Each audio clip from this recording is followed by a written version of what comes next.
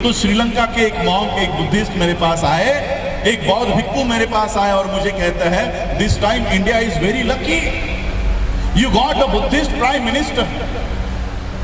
इस बार भारत को एक बौद्ध प्रधानमंत्री मिला है। मैंने उनको पूछा, आपको किसने कहा कि हमारा प्रधानमंत्री बौद्ध है?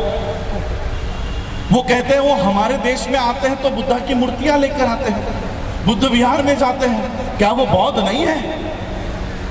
आज विश्व में इस देश के प्रधानमंत्री की आइडेंटिटी, इस देश के प्रधानमंत्री की पहचान बुद्धिस्ट है।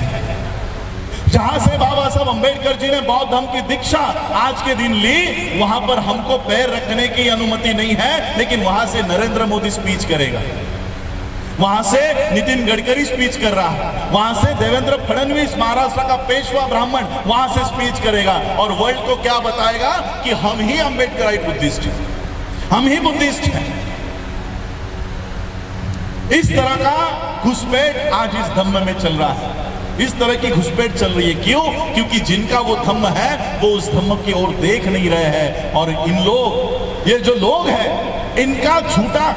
इनका झूठा वो हमारे हाथ में दे रहे हैं और हमारी सोने की थाली वो चुरा कर लेकर जा रहे हैं। हम उनके झूठे 33 करोड़ देवी देवताओं के चक्कर में पड़े हुए हैं और वो हमारा सोने का बुद्ध उठाकर घूम रहे हैं। मैंने एक दिल्ली इंटरनेशनल एयरपोर्ट पे मैंने एक लाइव किया था, वहां पर मुझे एक बड़ी सी किताब का चित्र देखने को मिला और उस किताब का नाम था a monk who became chief minister, a monk who become chief minister. और इसी वेश में योगी आदित्यनाथ का फोटो वहां पर लगा हुआ था।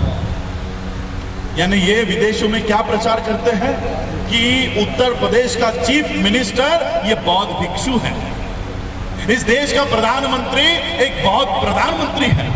इस तरह का प्रचार कर करके वो सारे बाबा साहब ने आपको दिए हुए अधिकार वो चुरा कर लेकर जा रहे हैं और आपको महार, चमार, वाल्मीकि, जाठव और गडियारा, पता नहीं किस किस नामों से वो आपको संबोध रहे हैं। और इसलिए हम लोगों को बाबा साहब अंबेडकर जी ने जो बौद्ध धर्म के मार्ग पर हम लोगों को चलना सिखाया है, उसके ऊपर जाना हम लोगों को चलना, उसके ऊपर जाना सीखना चाहिए। बाबा साहब अंबेडकर जी ने हम लोगों को उस समय कहा था कि ये रिजर्वेशन के लिए अगर आप लोग बौद्ध धर्म की ओर आने से बच रहे हो, बाबा साहब अंबेडकर जी ने कहा कि ये रिजर्वेशन मैंने ही आप लोगों को दिया है, मैंने ही आप लोगों को दिया है और ये मत समझो कि बौद्ध होने के बाद आपके अधिकार चले जाएंगे। बाबा साहब ने कहा आप बौद्ध बिंदास बौद्ध बन जाओ, आपके सारे अधिकार मेरे कोर्ट के खिसे में सुरक्षित है। बाबा साहब ने हमारा वो प्रावधान कर रखा है। हम लोगों को ये सरकार, ये व्यवस्था ये डरा कर धमका कर रखी है कि अगर आपने हिंदू धर्म का त्याग किया तो आपके अधिकार चले जाएंगे, आप लोगों के अधिकार चले जाएंगे। और इसलिए हम लोगों को ये डरा धमका कर हिंदू धर्म में आप लोगों को फंसा कर रख रहे हैं। इसलिए हम लोगों को खुले तौर से बौद्ध धर्म की दीक्षा आज के दिन देखिए, आज हम लोग सब इकट्ठा हुए हैं, अशोका विजयादशमी को मना रहे हैं। हम लोगों को बाबा साहब अंबेडकर जी, हम सभी लोग बाबा साहब अंबेडकर जी के अनुयायी हैं। जो काम हमारे महापुरुषों ने किया उसका अनुकरण हमें करना चाहिए। सिर्फ बाबा साहब अंबेडकर जी को आकर माथा टेकने से, हाथ जोड़ने से, फूल चढ़ाने से, कैंडल जलाने से बाबा साहब के ऋण कभी नहीं फिटने वाले हैं। इसलिए हम लोगों को बाबा साहब ने जो काम किया है, जो दिशा बताई है, उसका अनुकरण हम लोगों को करना चाहिए। मैं इसलिए आज आप लोगों के समक्ष आया हूं क्योंकि मैंने भंडारी जी से कहा था कि मुझे बंबई से ऑस्ट्रेलिया जाना है, मैं दिल्ली नहीं आ पाऊंगा, लेकिन फिर भी मैं आज आप लोगों के यहाँ आया कि राजेंद्र पाल गौतम जी के माध्यम से पूरे देश भर में, सिर्फ दिल्ली में ही नहीं, आज भी एट ए टाइम कितने कई सारे राज्यों में जय भीम मिशन हो, बुद्धिस्ट सोसाइटी ऑफ इंडिया हो, हम लोग काम कर रहे हैं और एक बहुत बड़ा मैसेज वर्ल्ड को देने वाले हैं, पूरे विश्व को देने वाले हैं। यहाँ पर कम से कम हम लोग 5 करोड़ के संख्या में लोगों को बौद्ध दीक्षा का कार्यक्रम हम लोग आयोजित कर रहे हैं। हमारे पास आज साधन नहीं है, हमारी इस जानकारी को कोई टीवी चैनल वाला नहीं दिखाएगा, कोई न्यूज़पेपर वाला नहीं छापेगा, इसलिए हमें भी उनके टीवी चैनल पर और न्यूज़पेपर का इस्तेमाल हम भी नहीं करना चाहते। जिस तरह से तथागत बुद्ध ने काम किया, 2 पैरों के बलबूते पर, एक गले के बलबूते पर उन्होंने उनका धम्म, उनका संदेश पूरे विश्व में पहुंचाया। हम भी रोज एक एक गांव में जाकर ये संदेश लोगों तक पहुंचाएंगे और बाबा साहब अंबेडकर जी का ये कारवां और आगे लेकर जाएंगे और पूरे विश्व के सामने हम इस देश के असली बुद्धिस्ट है ये लोगों को जाकर बताएंगे और बौद्धों की एक स्वतंत्र व्यवस्था इस देश में खड़ी करने की कोशिश हम करेंगे। देखिए ये जो पीछे इमारत खड़ी है ये भी बाबा साहब ने उस समय बनाई 1946 में। हमारे सर यहाँ पर बैठे हुए हैं, कुमार सेन बौद्ध जी यहाँ पर बैठे हुए, वो इस व्यवस्था को पूरा देखते हैं। उस समय बाबा साहब ने ये नींव रखी है और इसलिए आज हम लोगों को बुद्धिस्ट नींव रखनी होगी।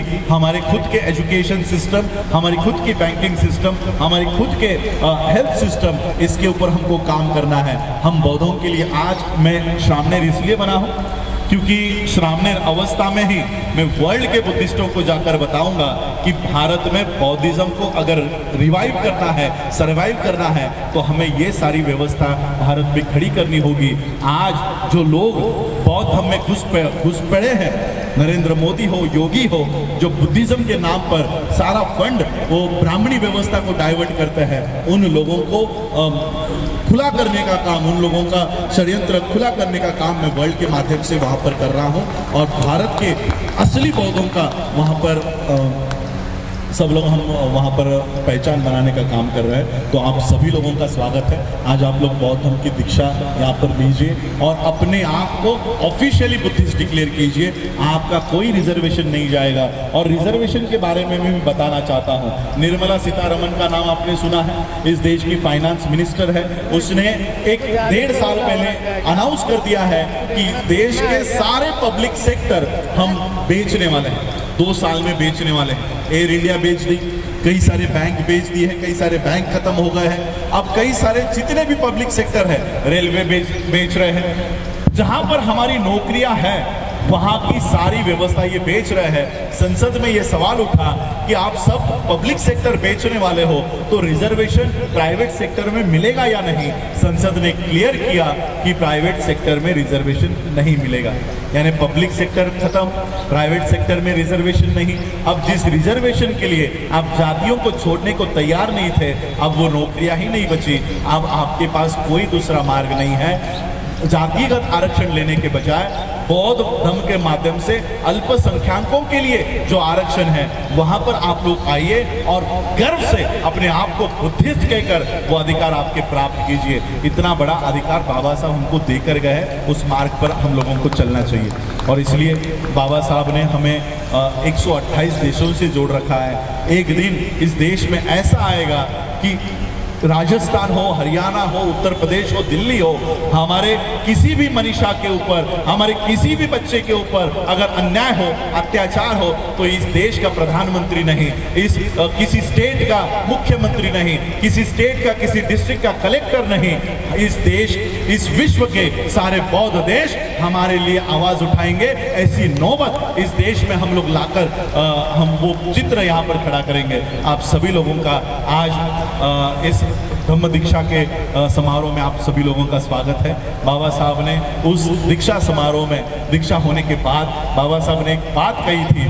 बाबा साहब ने कहा, आज बाबा साहब ने मराठी में कहा था कि आज माझी नरकातून सुटका झाली, यानी आज मैं नरक से बाहर आया, ऐसे मुझे लग रहा है। बाबा साहब ने जब बौद्ध धर्म की दीक्षा ली तो बाबा साहब ने ये उद्गार निकाले कि आज मैं नरक को छोड़कर बाहर आ रहा हूँ। हिंदू धर्म